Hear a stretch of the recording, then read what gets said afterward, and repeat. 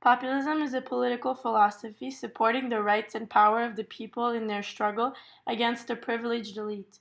The origins of populism in America dates back to the 1890s with the formation of the Granger movement. The Granger Movement was the first major farm organization. It started in 1867 by Oliver Kelly as a coalition of U.S. farmers called the National Grange of the Patrons of Husbandry.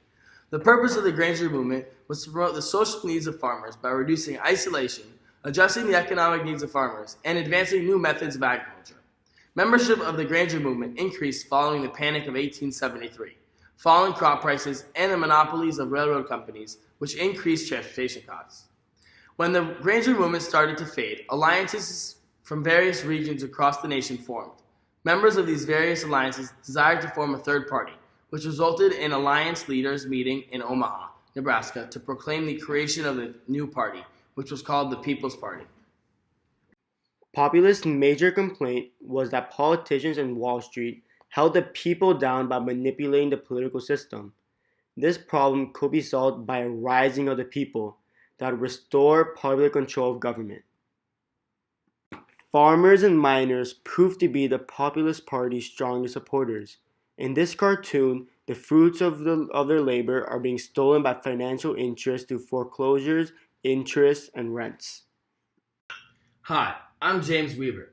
I'm the People's Party presidential candidate for the 1891 presidential election. The Populist Party, also known as the People's Party, fights against corruption and industrial capitalism.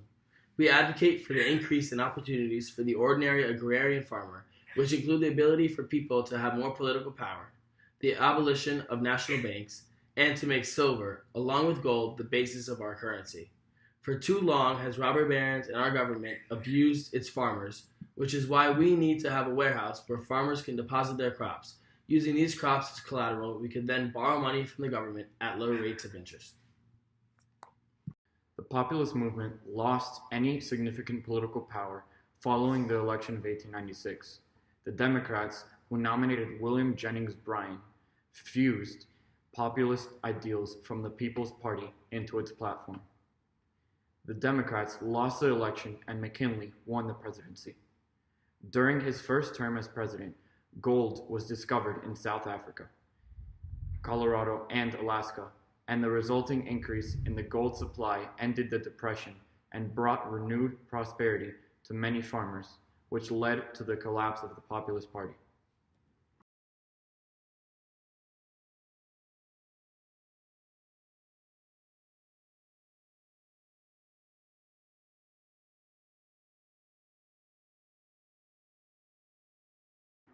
Donald Trump, one of the most polarizing figures in American history, is a prime example of a populist president. His platform and ideology caters to the silent majority, which is mostly comprised of the working-class citizens of America. He proclaims that there is something wrong with America today, and powerful lobbyists, established politicians, and the elite in general have something to do with that.